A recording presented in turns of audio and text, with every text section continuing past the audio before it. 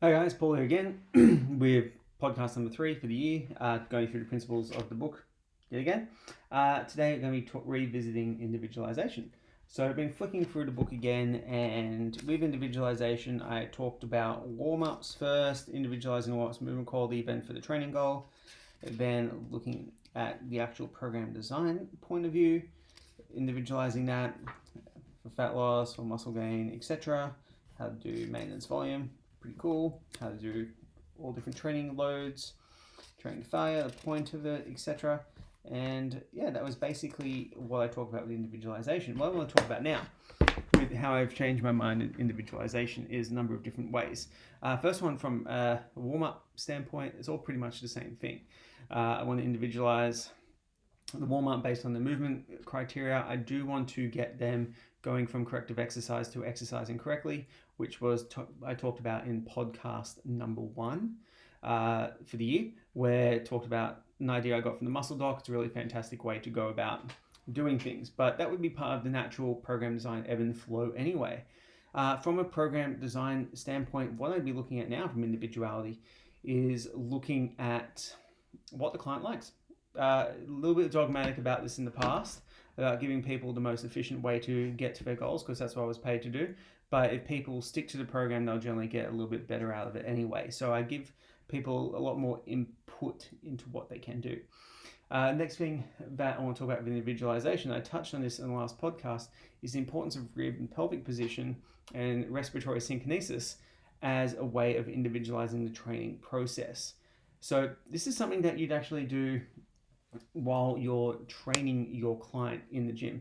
So the concept of sternocostal angle and what kind of exhalation inhalation strategy or bias you have is something that I've taken on board from the Postural Restoration Institute, educational company that is having a lot of impact today.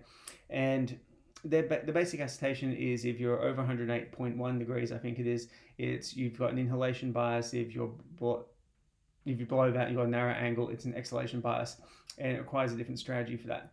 So I will use that when the client's coaching, when I'm training a client, to help them perform an exercise a little bit better. So depending on where they're at in their warm-up, I might change breathing strategies to actually match the direction of pull that I want to get, the direction of change. So if I want to do an exercise that's going to increase their ability to get in a position that is facilitated by inhalation, which is extension, external rotation, etc., I may give them inhalation movement for that phase of the movement. Whereas it's something where we're looking at getting more exhalation, flexion of the spine, internal rotation, pronation, etc., I'll be using an exhalation dominant coaching cue for that.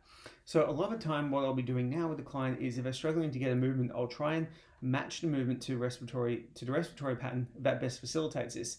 This isn't the best idea all the time, because there's some things like heavy squats, heavy lifts, etc., where you want to take advantage of pneumatic pressure, the Valsalva maneuver, and all these things by inhaling and holding and bracing. But as you're learning a movement, this can be a very valuable way to get through it. It can be very valuable for higher rep movement strategies as well. So other things that we talk about more in individualization will definitely come more down to nutrition, but then again, also looking at individualizing based on the client's bioenergetic profile. So I look at all my clients' activities they do now outside the gym, and I try and coordinate that to give them the best outcome for that, if that's something that they want to do. So in the last year, I've started working with some triathletes and endurance athletes for the first time in a long time. I used to actually be a strength coach for a triathlon club, where I'm now looking at individualizing both their strength training programs and their actual conditioning cardiovascular programs based on feedback from things like Whoop watches, Aura rings and stuff like that, to see what their daily readiness is. So individualization can really come down to it in every client's individual daily readiness score. So the Whoop uses strain, Aura uses something else, heart rate variability is used by Bioforce. There's a number of different tools that you can do. And what this does, it allows you to individualize the workload for that particular day.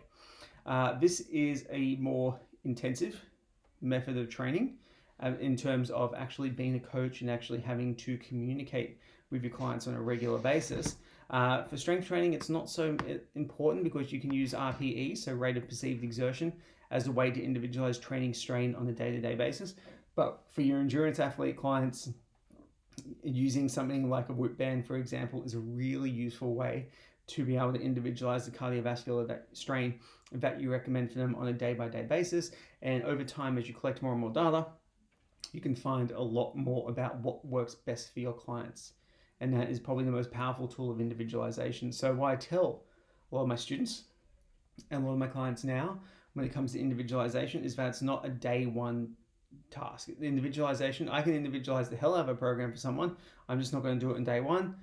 I might be able to do it really well on day 31. On day 62, it's going to be even better. So the longer that you work with someone, the better you're able to individualize the program for them. So guys, that's the 3 training principles. Stay tuned when we talk about nutrition coming soon.